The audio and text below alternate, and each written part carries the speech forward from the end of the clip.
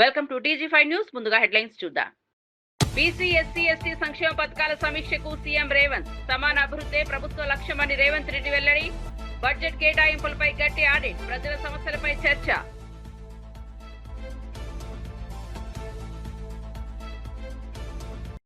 కాంగ్రెస్ చేతిలో ఎంఐఎం పతంగి ఎగిరిపోతున్నదని రామచంద్ర ఆరోపణ. జూబ్లీహిల్స్ లో కలిసికట్టుగా నకిలీ ఓట్లతో ప్రజాస్వామ్యానికి ముప్పు. ప్రజలు ఈ నిజాన్ని గమనించాలన్న బీజేపీ నేత పిలుపు.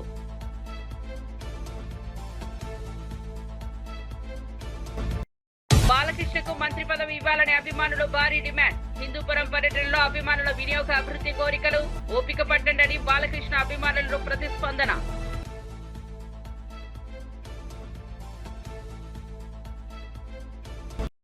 తాలిపేరు ప్రాజెక్టులో వరద ఉధృతి కారణంగా 11 గేట్లు ఓపెన్. 21,076 క్యూసెక్కుల నీరు రిలీజ్ చేసిన పునఃరావక ఉద్దేశం. పక్కవల్లపల్లెల్లో ఎమర్జెన్సీ నిఘా. ప్రజలకు అప్రమత్తత. ఇక వార్త వివరాల్లోకి వెళ్తే CM Revanth Reddy command control centre లో బీసీ ఎస్సీ ఎస్టీ మైనారిటీ సంక్షేమ శాఖలపై సమీక్షా సమావేశం నిర్వహించారు. ఈ సమావేశంలో బీసీ సంక్షేమ శాఖ మంత్రి Ponnam Prabhakar, SC ST minority శాఖ మంత్రి అల్లూరి లక్ష్మణ్ కుమార్, సీఎం సలహాదారు వేం నరేందర్ రెడ్డి, ప్రభుత్వ సలహాదారు మహమ్మద్ అలీ షబ్బీర్ తో పాటు ఉన్నతాధికారులు పాల్గొన్నారు. సంక్షేమ పథకాల అమలు, ప్రజల సమస్యలు, బడ్జెట్ కేటాయింపులపై సమగ్ర చర్చ జరిగింది. రేవంత్ రెడ్డి సమాన అభివృద్ధికి కట్టుబడి ఉన్నామని పేర్కొన్నారు. ప్రతి వర్గానికి సమాన అవకాశాలు కల్పించడమే ప్రభుత్వ లక్ష్యమని స్పష్టం చేశారు.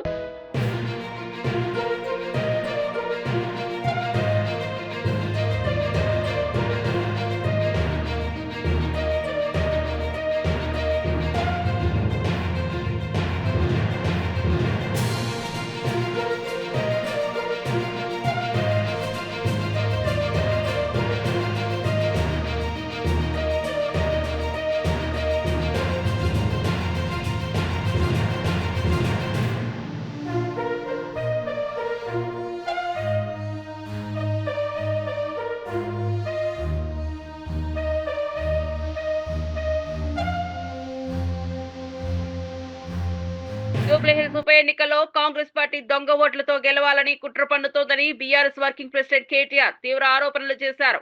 రాష్ట్ర ఎన్నికల ముఖ్య అధికారికి వినతి పత్రం సమర్పించి సుమారు 20,000 దొంగ ఓట్లు ఉన్నాయని వివరించారు.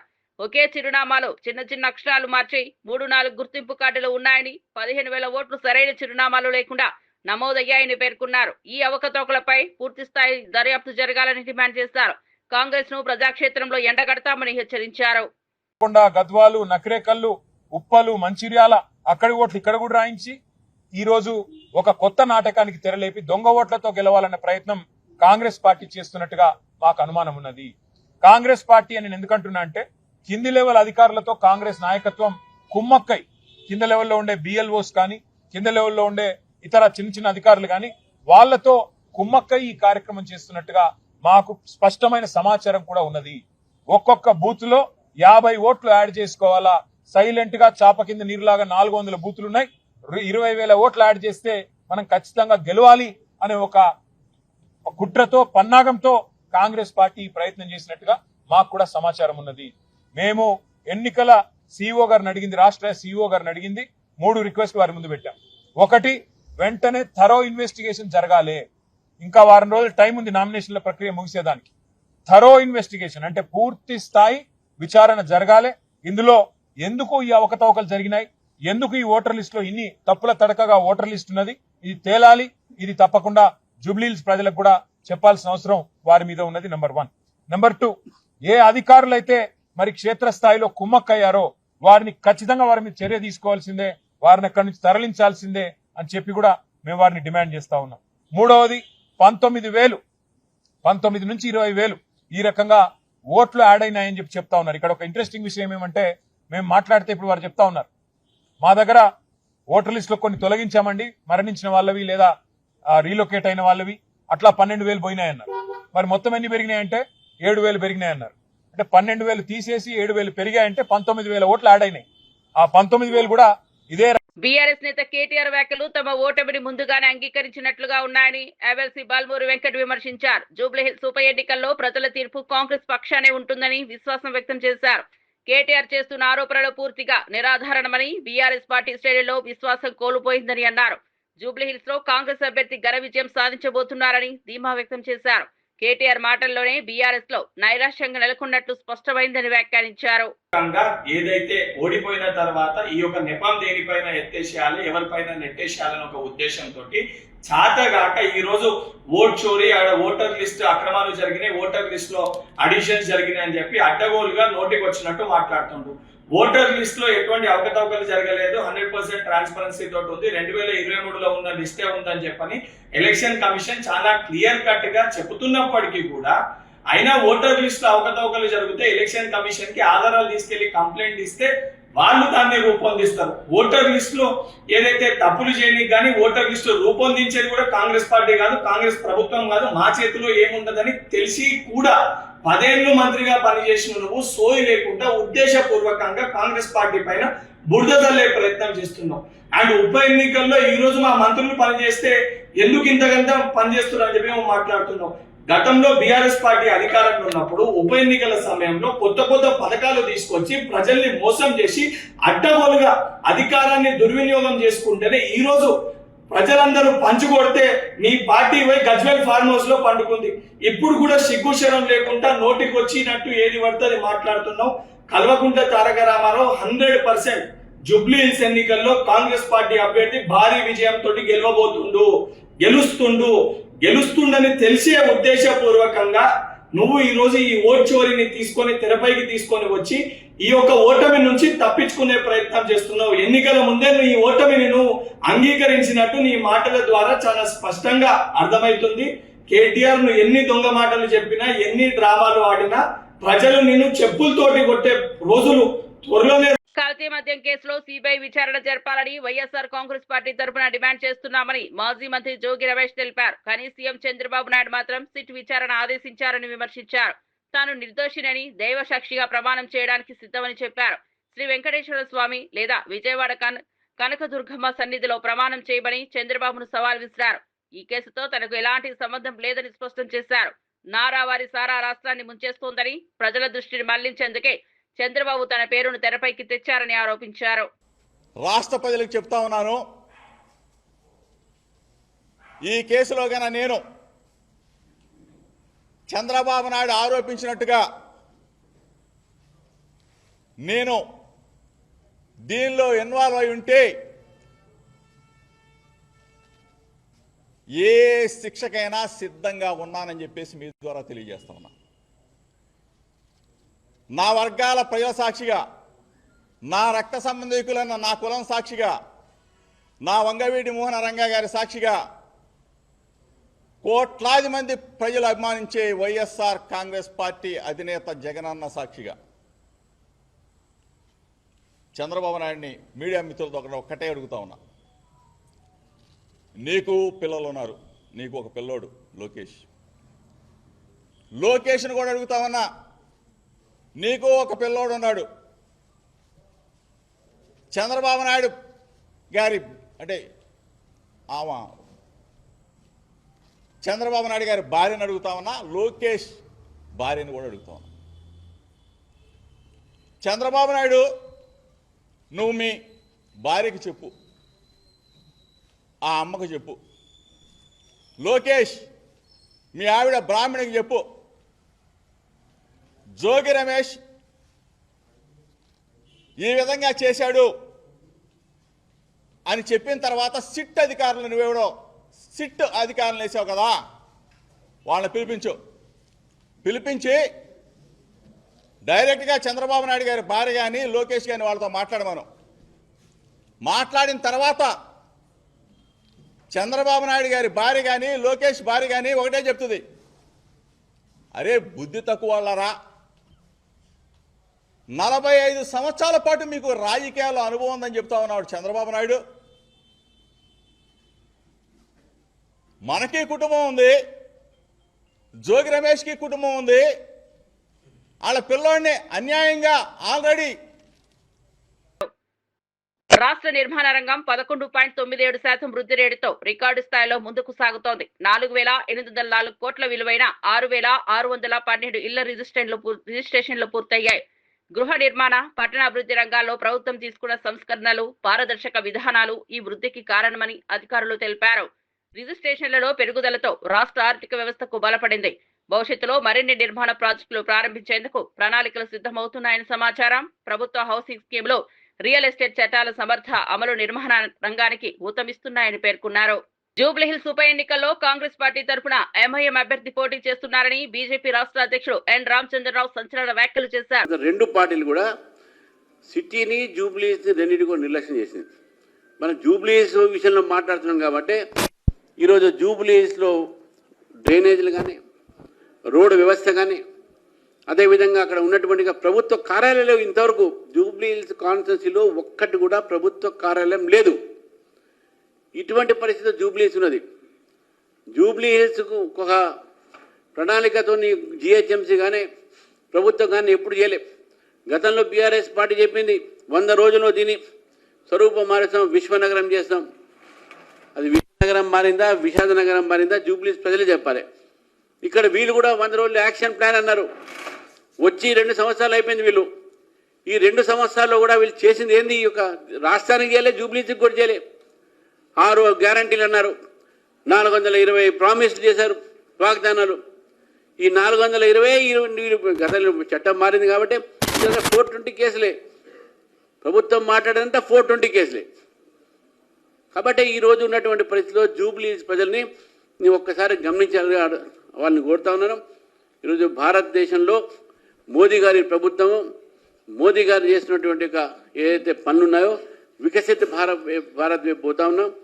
అదేవిధంగా మోదీ గారిని మనం ఈరోజు తెలంగాణ ప్రజలు 8 సీట్లు ఇచ్చి వాళ్ళు మమ్మల్ని ఆదరించారు. జూబ్లీహిల్స్ కూడా మనం గెలిపించి ఈరోజు భారతీయ జనతా పార్టీని మీరు గెలిపిస్తే రేపు అసలైనటువంటి ఒక ప్రతిపక్షంగా ఈ కాంగ్రెస్ పార్టీ చేస్తున్నటువంటి ఆగడాల్ని ఆపేట ప్రయత్నం చేస్తాం. బీఆర్ఎస్కి ఓటు వేసినా లాభం లేదు, ఎందుకంటే వాళ్ళు ఆ పార్టీలో ఉంటారా.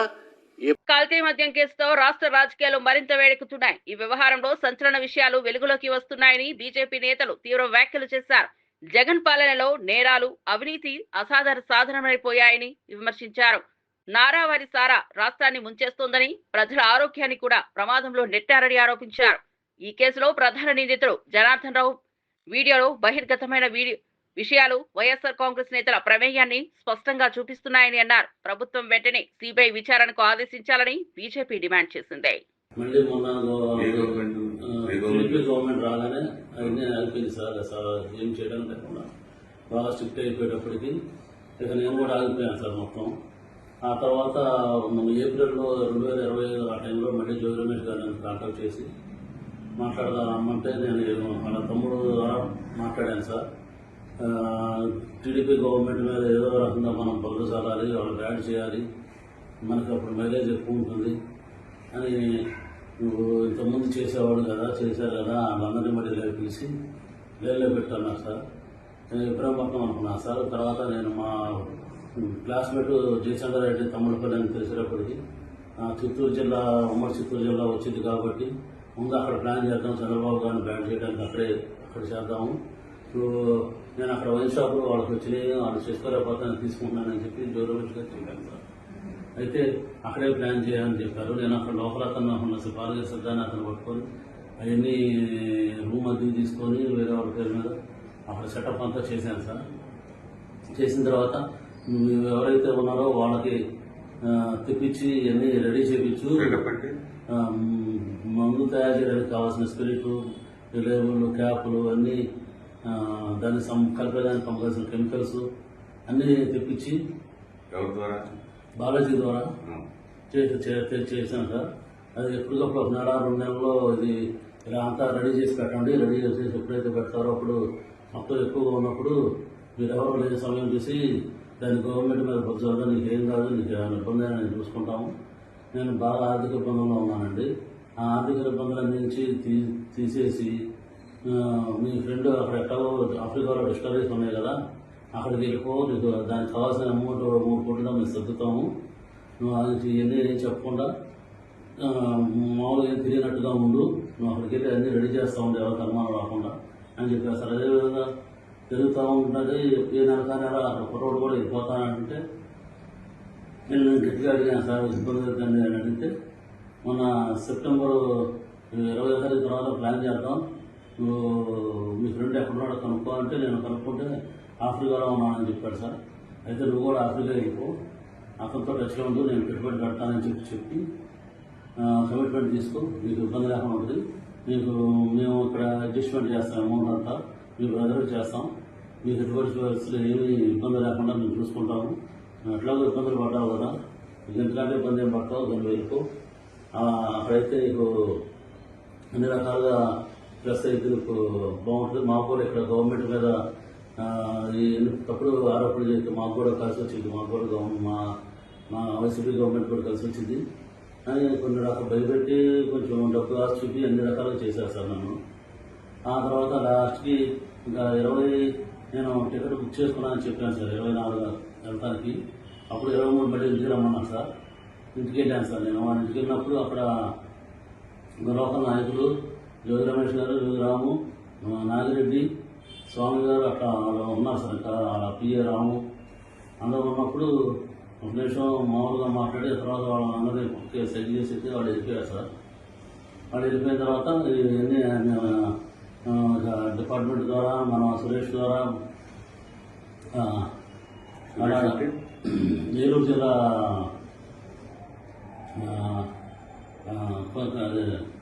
కొల్లేరు ఏరియాలో ఉంటాడు సార్. నాకు నారాయణపురం బాగా ఉన్నప్పుడు అక్కడ ఫైనాన్షియల్గా వచ్చాను సార్. అతని ద్వారా ఈ డిపార్ట్మెంట్కి అక్కడికి ఇన్ఫర్మేషన్ పాస్ చేసి అది రైడ్ చేయించారు సార్. మున్సిపల్ జరుగులో రైడ్ చేయించి అది సరికంతా పట్టించి గవర్నమెంట్ మీద వ్యవస్థగా మాట్లాడి గవర్నమెంట్ ఇలా తప్పులు చేస్తుంది అని చెప్పి బాగా చేసి చాలా యాంటీ చేసుకొద్దాం ట్రై చేశారు. కానీ చంద్రబాబు గారు పార్టీ నాయకులను సస్పెండ్ చేసేటప్పటికి అంత ఎక్కువ హైలైట్ అవ్వలేదు జనార్దన్ అని చెప్పి మళ్ళీ నాకు కాల్ చేసి హిందూపురం ఎమ్మెల్యే నందమూరి బాలకృష్ణ పర్యటన సందర్భంగా అభిమానులు మంత్రి పదవి ఇవ్వాలని డిమాండ్ చేశారు. కిరికెర పంచాయతీలో పలు అభివృద్ధి కార్యక్రమాల్లో పాల్గొన్న బాలకృష్ణను అభిమానులు నినాదాలతో స్వాగతించారు. ఆయన కాన్వాయ్ ముందు ప్రకటనలు ప్రదర్శిస్తూ తమ అభిప్రాయాన్ని తెలియజేశారు. దీనిపై స్పందించిన బాలకృష్ణ అవసరమైనప్పుడు మంత్రి వస్తుంది, ఓపిక పట్టండి అంటూ అభిమానులను సముదాయించారు. ప్రజాసేవే తన ప్రధాన లక్ష్యమని, హిందూపుర అభివృద్ధికి కట్టుబడి ఉన్నానని తెలిపారు. అభిమానుల ప్రేమ, మద్దతు తనకు బలాన్నిస్తోందని అన్నారు.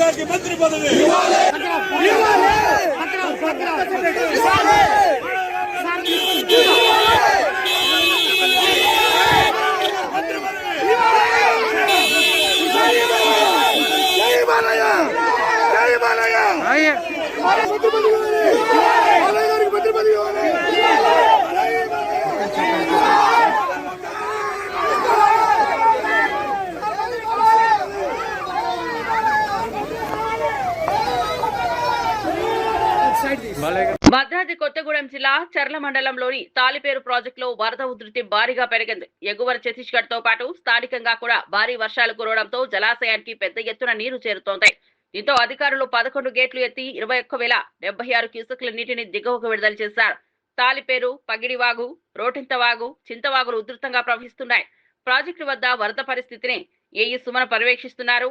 అధికారులు అప్రమత్తంగా ఉండాలని ప్రజలకు సూచించారు. వరద ప్రభావిత గ్రామాల్లో నిఘా కొనసాగుతోంది.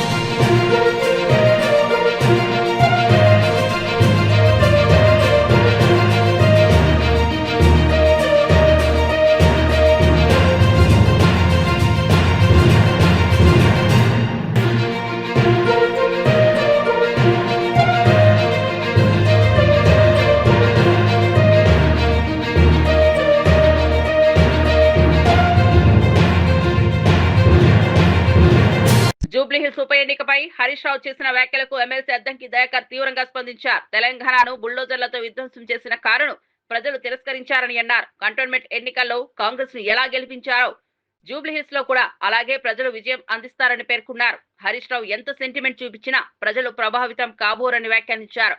జూబ్లీహిల్స్ లో ప్రజలు కాంగ్రెస్ ను కోరుకుంటున్నారని ధీమా వ్యక్తం చేశారు. తెలంగాణ అభివృద్ధి ప్రజల సంక్షేమం కోసం కాంగ్రెస్ ప్రభుత్వం కట్టుబడి ఉందని స్పష్టం చేశారు.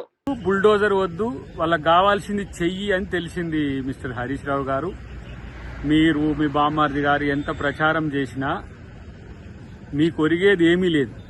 మొన్న హైదరాబాద్ లో జరిగిన కంటోన్మెంట్ ఎలక్షన్లలో కాంగ్రెస్ పార్టీని ఎట్ట గెలిపించారో ఇవాళ జూబ్లీహిల్స్ ఎన్నికల్లో కూడా కాంగ్రెస్ పార్టీని గెలిపించడానికి ప్రజలు సిద్ధంగా ఉన్నారు. మీరు చేసిన బుల్డోజర్ పాలన, మీరు చేసిన విధ్వంసాన్ని ఇంకా తెలంగాణ ప్రజలు కోరుకోరు. అంతా మీరు భ్రమపడుతున్న పరిస్థితి ఉన్నది. సానుభూతితో ఓట్లు పడతాయి అనుకున్నా కూడా గతంలో సాయన్న లాంటి ఒక మంచి నేత కూతురు దగ్గరనే మీరు పెట్టే నాయకుడు పనికిరాడని కాంగ్రెస్ పార్టీని ఎన్నుకున్నారు. ఇలా గోపీనాథ్ గారి దగ్గర కూడా మీరు సెంటిమెంట్ వర్కౌట్ అయిద్దని ఒక ప్రయత్నం చేసినా ఇలా కాంగ్రెస్ ను జూబ్లీహిల్స్ లో ప్రజలు కోరుకుంటున్న మాట వాస్తవం. కాబట్టి మీరు ఎన్ని సెంటిమెంట్ రెచ్చగొట్టినా లేకపోతే ఇట్లాంటి స్టేట్మెంట్లు ఏమి ఇచ్చినా మిమ్మల్ని ప్రజలు పట్టించుకోరనే అంశం మీకు తెలిసేంత వరకు మిమ్మల్ని మేము ఏం చేయలేము. ఎందుకంటే ఇంకా మీరు భ్రమల్లో ఉన్నారు. మీరు ప్రతిపక్ష హోదాల్లో కూడా లేరు. ఉనికిలోనే లేని పరిస్థితుల్లో మీరు జూబ్లీహిల్స్ ఎన్నిక గెలుస్తామనే ఒక భ్రమంలో ఉండడాన్ని బయటికి రావాలని హరీష్ రావు గారికి హితం. మాజీ జనసేన నాయకురాలు వినూత కోట డ్రైవర్ రాయుడు వీడియోపై టీడీపీ ఎమ్మెల్యే బొజ్జల సుధీర్ రెడ్డి స్పందించారు. ఆ వీడియో ఏఐ సాంకేతికతతో రూపొందించి ఉండొచ్చని లేదా చనిపోవడానికి ముందు భయపెట్టి తీసి ఉండవచ్చని తెలిపారు. ఒకవేళ అది నిజమైన వీడియో అయితే రాయుడుపై ఎన్ని చిత్తహింసలు జరిగాయో ప్రశ్నించారు. కోట దంపతులు క్రిమినల్ మెంటాలిటీలతో ఉన్నారని విమర్శించారు. 2019 ఎన్నికల్లో డిపాజిట్ కూడా రాని వారిపై తాను ఎందుకు డబ్బులు ఖర్చు చేస్తారని ప్రశ్నించారు. ఎన్నికల సమయంలో కూడా వారు కూటమి విజయానికి పనిచేయలేదని వ్యాఖ్యానించారు. వినూత కోట కుటుంబం చేస్తున్న ఆరోపణలు పూర్తిగా రాజకీయ నాటకం మాత్రమేనని అన్నారు.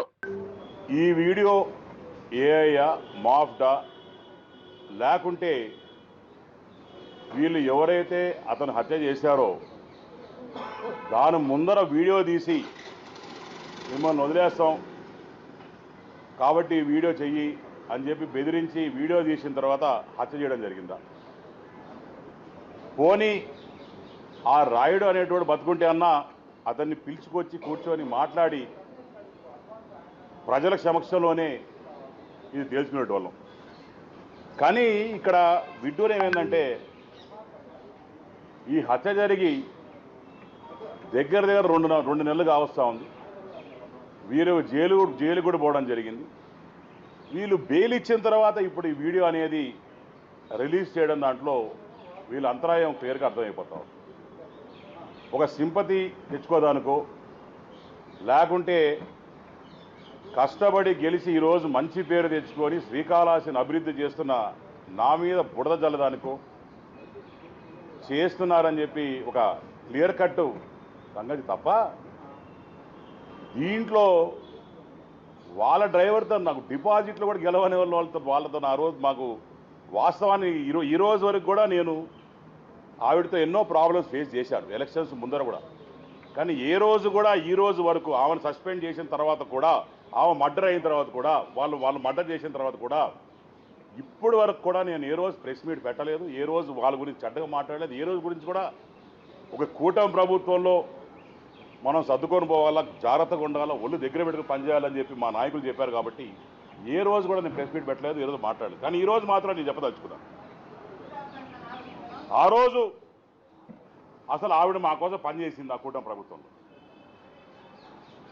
ఏ రోజు కూడా వచ్చి మా కోసం పనిచేయలే. ఆఖరికి వాళ్ళ దగ్గర పనిచేసే జనసేన నాయకులు ఎవరైతే ఉన్నారో వాళ్ళని కూడా ఇబ్బంది పెట్టింది ఆవిడ. మేము వెళ్ళి ఇంటికి వెళ్ళి మా తల్లి కావచ్చు, మా భార్య కావచ్చు, ఇంటికి వెళ్ళి ఓటు అడిగేదానికి పోతే ఓటు అడిగి పనిచేయమని చెప్పేదానికి పోతే కనీసం ఇంట్లో కూడా రానిలే. ఏ రోజు కూడా చెప్పలేదు బాధ మీద. మా అమ్మగారు వాళ్ళ నాన్నగారు 40 సంవత్సరాలు మినిస్టర్కి పనిచేశారు, 40 సంవత్సరాలు ఎమ్మెల్యేకి పనిచేశారు, 20 సంవత్సరాలు మంత్రిగా పనిచేశారు. మా నాన్నగారు మంత్రిగా పనిచేశారు. తర్వాత మేము వచ్చాం 3rd జనరేషన్. ఇంత చరిత్ర ఉండి మా అమ్మను కూడా పోతే లోపల కూడా గేట్ లోపల రానికుండా చేసిన ఆ రోజు ఈరోజు ఇంకా బాధాకరమైన విషయం. నేను ఒకటే చెప్పదలుచుకున్నాను, ఇలాంటి చెత్త రాజకీయాలు చేస్తే మాత్రం డెఫినెట్గా ఎవరిని వదిలే పరిస్థితి ఉండదు.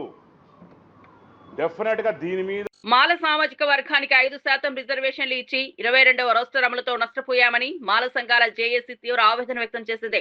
జూబ్లీహిల్స్ ఉప ఎన్నికల్లో తమ నిరసనను తెలియజేయడానికి 200 మంది నామినేషన్ వేస్తామని ప్రకటించారు. తమ హక్కుల కోసం పోరాటం కొనసాగిస్తామని, ప్రభుత్వం వెంటనే అన్యాయాన్ని సరిదిద్దాలని డిమాండ్ చేశారు. రిజర్వేషన్లలో అసమానతలు కొనసాగితే రాష్ట్ర వ్యాప్తంగా ఉద్యమాన్ని ప్రారంభిస్తామని హెచ్చరించారు. మాల వర్గానికి న్యాయం జరిగే వరకు తాము వెనక్కి తగ్గబోమని జేఏసీ నాయకులు స్పష్టం చేశారు. ప్రజాస్వామ్య మార్గంలోనే తమ పోరాటం కొనసాగుతుందని తెలిపారు. 22వ రోస్టర్ ఇవ్వడం వల్ల మేము అన్ని కులాల కన్నా అభివృద్ధి చెందినటువంటి వాళ్ళుగా చేసిన రేవంత్ రెడ్డి ప్రభుత్వానికి వ్యతిరేకంగా ఈరోజు జూబ్లీహిల్స్ ఎలక్షన్ జరగబోతా ఉన్నాయి. ఈ జూబ్లీహిల్స్ ఎలక్షన్లో తెలంగాణ రాష్ట్ర మాల సంఘాల జేఏసీ మా ప్రజాస్వామికమైన డిమాండ్ ఈ 58 కులాలకు రిజర్వేషన్లు కావాలని, ముఖ్యంగా గ్రూప్ 3లో ఉన్నటువంటి మాల సామాజిక వర్గానికి రిజర్వేషన్ దూరం చేసినటువంటి ఈ కాంగ్రెస్ ప్రభుత్వాన్ని, రేవంత్ రెడ్డి ప్రభుత్వాన్ని వ్యతిరేకంగా ప్రజాస్వామికమైనటువంటి ఉద్యమంలో భాగంగా ఓటు అనేటువంటిది చాలా క్రియాశీలకమైన పాత్ర పోషించింది అనే విషయం మీకు తెలుసు. బాబాసాహెబ్ అంబేద్కర్ యొక్క ఆలోచన విధానంతో ఉన్న మేము జూబ్లీహిల్స్ సెలక్షన్ లో దాదాపుగా 200 మంది మీ నామినేషన్ వేయబోతున్నామనే విషయాన్ని మీకు గుర్తు చేస్తున్నాం. నిర్మాత బన్నివాసు తనపై చేస్తున్న ఆరోపణలకు గట్టి సమాధానం ఇచ్చారు. తొక్కితే పడిపోతాడు అనుకునేవారు తప్పులో ఉన్నారు. నా వెంట్రుక కూడా పీకలేరని వ్యాఖ్యానించారు. ఎవరి ఒత్తిడి, బెదిరింపులు తాను భయపడనని స్పష్టం చేశారు. బన్నివాస్ పడిపోతాడు, ఇక్కడ ఏదో తొక్కితే బన్నివాస్ పడిపోతాడు అనుకుంటున్నారేమో. నా ఇంట్రుక నేను చెప్తున్నా కదా, నా సంస్కారం ఎంతదంటే నేను ఇంకో ఇంట్రుక కూడా తీసేవచ్చు, కానీ తల మీద ఇంట్రుకే తీసిస్తున్నాను. నా సంస్కారం అలాంటిది. ఎందుకంటే నేను అంతకన్నా కూడా ఎక్కువ వీటి గురించి ఆలోచించను. మై జర్నీ ఎప్పుడు కూడా నేను పరిగెడుతూనే ఉంటాను. ఎంతమంది ఏం చేసినా కూడా నేను పరిగెడుతూనే ఉంటాను. ఎందుకంటే పరిగెడతంలోనే నా విన్ అనేది ఉంటుందని నాకు తెలుసు. నేను నీ గురించి ఆలోచిస్తూ కూర్చుంటే నేను ఎక్కడ ఆగిపోతానని కూడా నాకు తెలుసు. సో పెద్ద మీ గురించి ఏం ఆలోచించట్లేదు. మీరు ఎన్ని ట్రోలింగ్స్ చేసినా ఏం చేసినా చేసుకోండి. అండ్ ఆ ట్రోలింగ్ చేసుకునే వాళ్ళు కూడా చెప్తున్నాను, నేను కొంచెం డబ్బులు ఎక్కువ తీసుకోండి చేసేటప్పుడు. ఎందుకంటే మీ పాజిటివ్ ఎనర్జీని అంతా తీసుకొచ్చి నెగిటివ్గా పెట్టి ఒకరిని తిడటానికి మీరు అంత చీప్గా ఇవ్వద్దు. It's very costly. పొగుడటానికి తక్కువ తీసుకోవచ్చు, కానీ అవతలను తిడటానికి మాత్రం ఎప్పుడు ఎక్కువ తీసుకోవాలి. అవతల మీ ఎనర్జీని నెగిటివ్ ఎనర్జీగా చేస్తున్నారు కాబట్టి వాళ్ళ దగ్గర నుంచి బాగా డబ్బులు తీసుకోండి. అలాగే బాగా ప్రిపేర్ అయి ఉంటారు కూడా. సినిమా రిలీజ్ అయినప్పుడు నెగిటివ్ కామెంట్స్ బాగా వేయాలి, లేదా నెగిటివ్ ట్రోలింగ్స్ బాగా చేయాలి, లేదా నెగిటివ్ రివ్యూస్ బాగా చేయాలని వెల్కమ్. మరిన్ని అప్డేట్స్ కోసం చూస్తూనే ఉండండి TG5 న్యూస్.